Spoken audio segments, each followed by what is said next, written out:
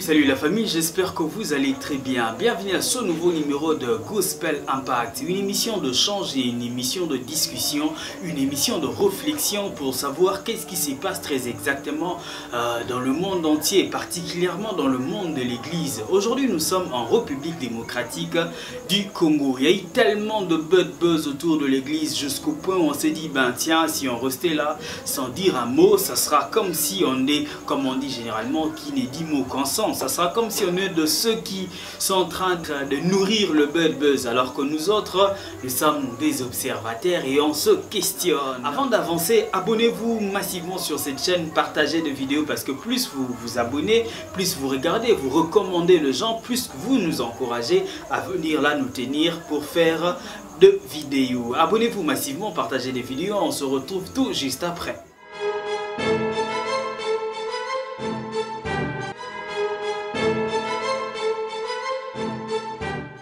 Merci de nous suivre, merci de nous prêter l'attention. Aujourd'hui, nous allons essayer de naviguer à contre-courant. On va se poser des questions pour savoir qu'est-ce qui se passe très exactement à l'église de la République démocratique du Congo. Oui, il y a beaucoup de situations qui s'y passent. D'un côté, on parle de prophétie, de l'autre côté, on parle de sorties médiatiques, de dénonciations et autres entre les hommes de Dieu.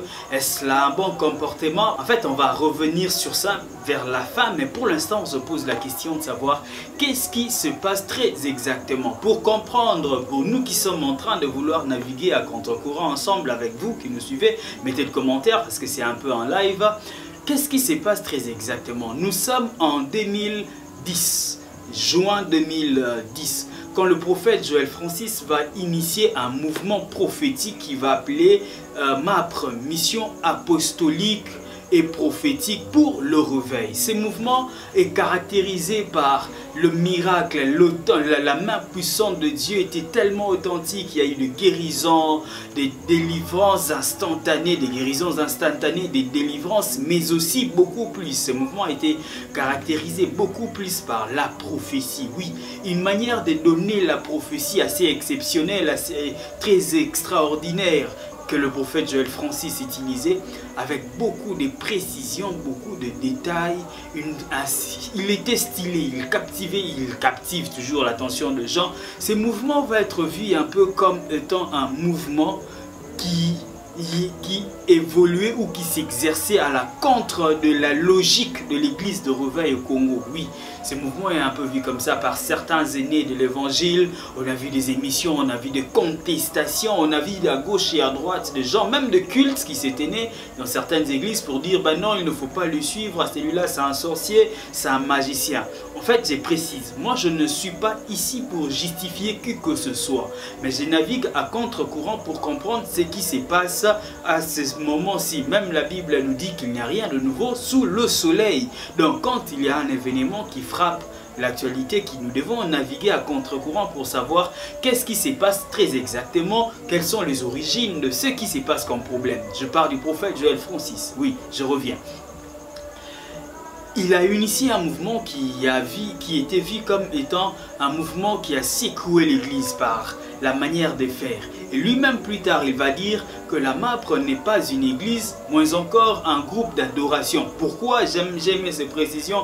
Parce qu'à un moment, il faut savoir dans la logique, dans l'avancement de l'église de réveil, il y a eu le père de Haïdi Nabala, il y a eu des grands hommes de Dieu qui chacun d'entre eux a apporté un vent, une manière d'opérer. Mais le prophète Joël Francis, lui, c'est la prophétie et le détail. Lui, c'est la manière de faire. Lui, c'est la propreté aussi, parce que notre Dieu aime la propreté. Lui, c'est cette façon de faire. Et ce mouvement MAPRE va secouer l'église. Beaucoup de jeunes vont suivre ce mouvement. Certains vont suivre en s'alignant derrière lui et d'autres vont suivre ce mouvement en étant aussi initiateurs d'autres mouvements. D'autres vont aller commencer l'église ailleurs, à gauche et à droite. Ce qu'il faut savoir, le prophète Joël Francis a commencé trop jeune en tout cas quand il s'est lancé dans ce mouvement MAPRE. Et quand il faisait ça, à l'époque, moi aujourd'hui je le vois, je me pose la question, je me dis est-ce que le prophète Joël Francis n'est pas en train de vivre ce que le couple Olang Yoshua a vécu? Pourquoi? Parce que ce couple Languioche qui a commencé, je vais faire toute une vidéo sur ça, mais je me pose la question seulement ici. Le couple Languioche, quand ils ont commencé le mouvement de réveil avec le combat spirituel, ils ont été combattus énormément dans ce pays. Il y a eu de fausses accusations, il y a eu de faux témoignages à leur sujet. Il y a eu même des gens qui venaient à l'église dire que la main de Dieu les a touchés, mais après ils partaient pour détourner l'attention de gens. C'était très compliqué pour eux, ils n'ont pas vécu ça, ça n'a pas été très facile. C'est peut-être aussi ce que le prophète est en train, Joël est en train de vivre, le faux témoignage à gauche et à droite.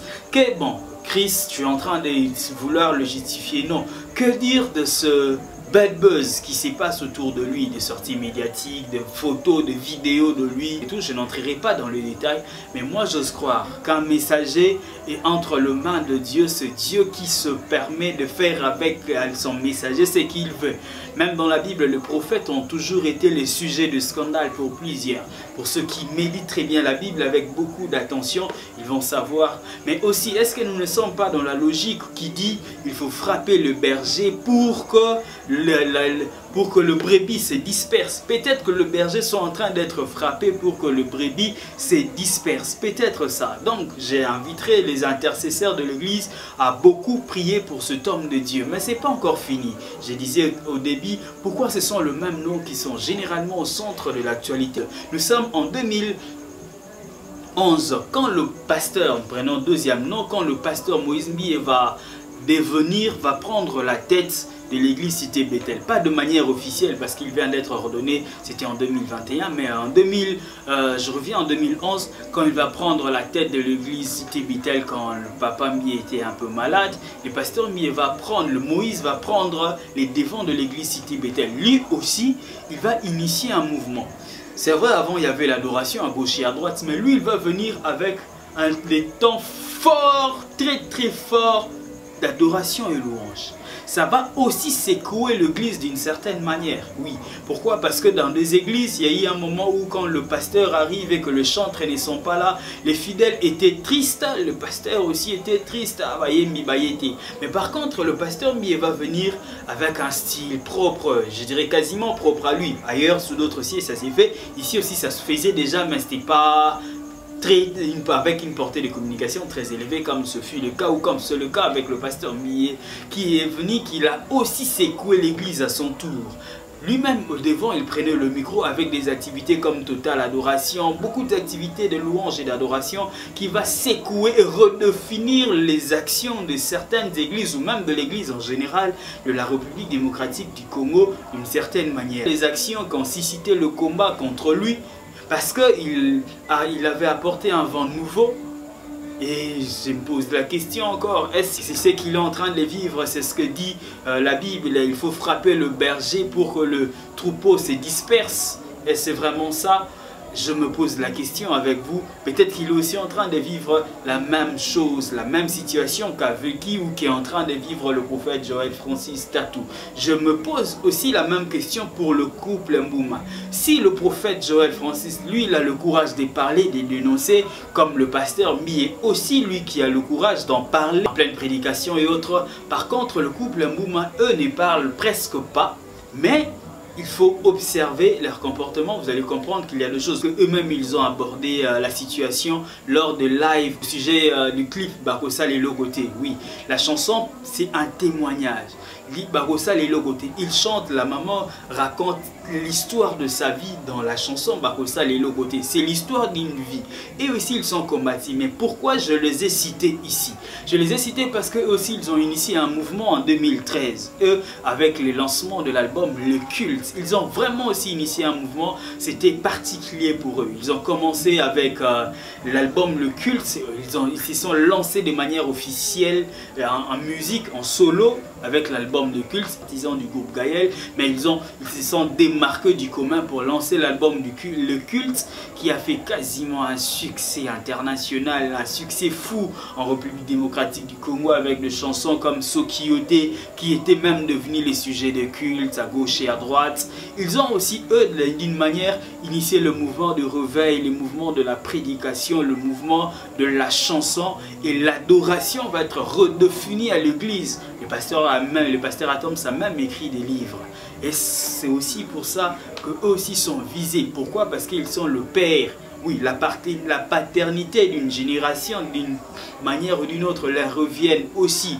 Parce qu'ils ont encadré beaucoup. Aujourd'hui, ils sont à la tête d'une église, mais ils ont encadré beaucoup de jeunes. Ils sont visés, attaqués à tout le temps, parce qu'ils sont le père d'une génération, pour qu'il tombe, comme dit la Bible, il faut frapper le berger pour que le troupeau se disperse. Que dire de la sortie médiatique d'un culturel connu, un ambassadeur de la culture de la République démocratique du Congo, je cite Koffi Olomide, qui disait « Il désire rencontrer le couple Mbuma ». Mais avant, si vous suivez très bien cette vidéo, il était en train de contester, il était en train de dire « Musique Nzambe ezala raté, ceci, c'est là ». Et tout après, il dit « Il a écouté le couple Mbuma, il désire les rencontrer ». Et c'est là une provocation, et c'est là un message pour dire, et aussi ça, ils finiront par être dans le bad buzz où ils ne sont pas plus supérieurs, ils ne sont pas plus chrétiens que nous, parce que Koffi Olomide aussi s'est dit que c'est un chrétien. Je ne suis pas contre ses propos, moi je suis juste en train de m'interroger au sujet de tout ce qui se passe. La logique est qu'il faut frapper. Selon la Bible, il faut frapper le berger pour que le troupeau se disperse. Enfants de Dieu, faisons très attention. En naviguant en contre-courant, vous allez comprendre que les bergers sont juste en train d'être frappés pour que le mouvement tombe, pour que le réveil perd le sens. Mais j'ose croire que les enfants de Dieu qui sont très prudents en ce temps-ci, en ce temps de la fin, sont en train de prier, sont en train d'intercéder pour l'église corps du Christ, pour que le mal n'arrive pas. Merci de nous suivre, c'était le vôtre Chris Mulunda. Abonnez-vous, aimez, partagez. Si vous faites des suggestions en commentaire ou même envoyez-nous des messages au numéro qui est affiché là au bas de vos écrans. Comme ça, nous allons travailler sur d'autres sujets. Merci de nous suivre sur le réseau Facebook, c'est Chris Mulunda M, ou même il faut aller sur YouTube. Vous êtes déjà sur YouTube, c'est Gospel Impact. Sur Instagram, je suis là, également sur TikTok, je suis Chris Mulunda. Que Dieu vous bénisse, merci de nous suivre. See you next time.